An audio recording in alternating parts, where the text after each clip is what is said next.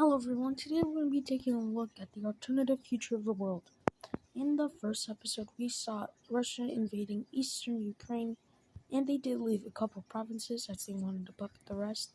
They declared war on Georgia, they annexed it, and they kind of collapsed NATO after the influence of Poland and Germany, and we saw Bulgaria, Serbia, and Hungary joining this Russian alliance. We saw a war going on over here in the Middle East, and we saw the African Defense Organization rise, and I added some countries like Morocco and Kenya. But so yeah, this is gonna be this episode 2 of the series. If you like it, if you like my channel's content or this episode, just hit the like, subscribe button, not forcing. So let's get into this episode. So we're going to be starting off over here with the African Defense Organization. They are pretty strong. They have Morocco, Nigeria, South Sudan, Kenya, Madagascar, South Africa, and the DRC. So they have some of the strongest countries in this alliance. They were looking forward to getting Egypt to join, but they're collapsing because of the influence of the United States and Russia. And they wanted to join it, but due to stability issues, they weren't able to. So they looked to Chad. Chad didn't want to. They don't want to get involved with this.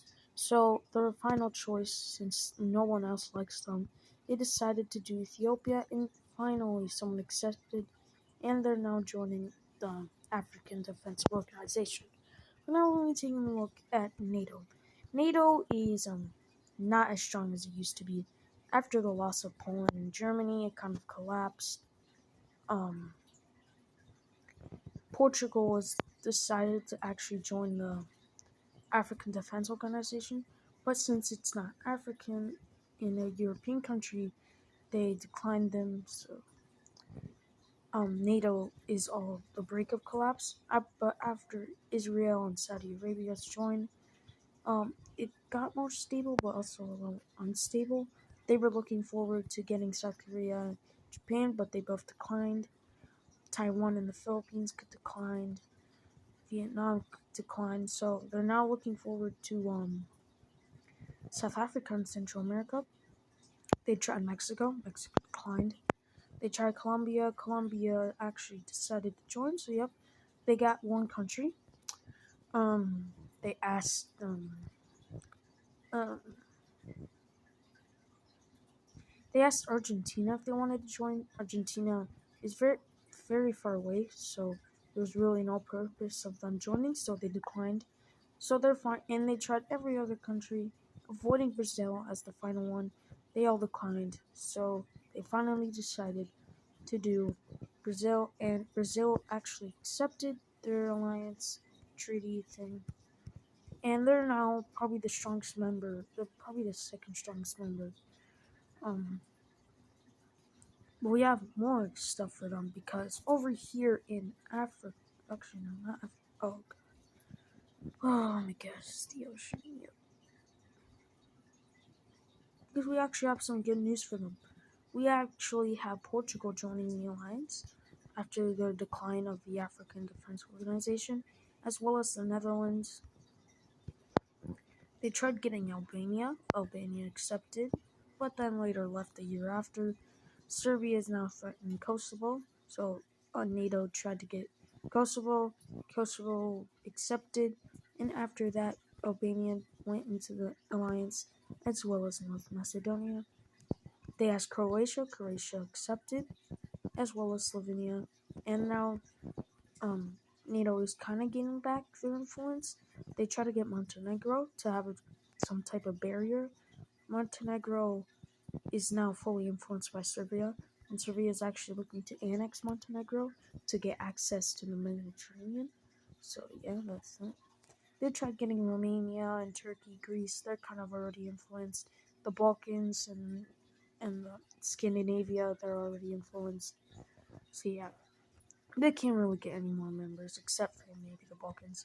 They Tanzania asked to actually join this alliance. They actually accepted to try to get this type of barrier around them. Oh, because it's not right. To try to get this barrier around them. So, like, this thing. They tried getting Egypt, same situation with the defense organization. Turkey declined, Jordan declined. The UAE actually joined, for protection only, really. Asia, no one really wanted to join. Oceania, they only have 3 major countries. Australia was the only one that actually wanted to join. So yeah, NATO is kind of getting back their thing, but I don't think it should even be called NATO because some of the countries aren't even in, don't even have access to any major sea. So yeah. And now we're taking a look at our first war. This war is going to be pretty obvious. It's going to be North Korea and South Korea. But it's not just going to be North Korea, South Korea. It's going to be North Korea, South Korea, and Japan. Yep, Japan is going to be sending their armies into the battlefield. So this actually might cause World War III, and guess what? It actually is, because that's what we're going to be taking a look at. So we see. So yep, this is World War III. World War III, World War III, World War III. So yep, now we're seeing the start of World War III. This is not good, because, wars are never good, for obvious reasons. Now, it's not just going to be these two alliances fighting. We have some other countries joining sides. The United States, I'm not going to draw blue because that would take forever. A lot of editing. Brazil may join on this. They might just supply because they don't really have anything here. Actually, never mind. You know what? No World War III. Instead, we're going to have something else. It's just going to be Japan. Actually have an Asian war. So North Korea, South Korea, Japan, Taiwan is going to be joining on the side of, South Korea. We see the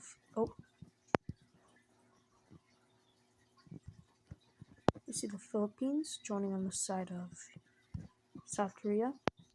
And finally, we see the first NATO member, Australia. NATO let them do this, but this might actually be a bad idea for letting Australia do this. Also, I don't know how Australia is actually going to send supplies, because they might actually need to go through these Indonesian islands. But whatever, they might just, Okay, so now let's take a look at this war. Okay, so let's take a look at this war. So, Chinese and the Russians are actually going to be supplying North Korea. Russia can't really do anything because, America before this war started actually bombed a bridge over here. So, yeah, Russia can't really get through here. This sea is very defended, so they can't really bring soldiers or naval troops. So, yeah, after a couple weeks of fighting, we see that they actually pushed through quite a bit because China can actually bring troops, but only a few due to UN rules. And now that it has been a year of fighting, we see South Korea has been pushed quite a bit. Not a lot, because Japanese and Taiwanese and Philippine troops have actually arrived already. They were pushed back, so good for them.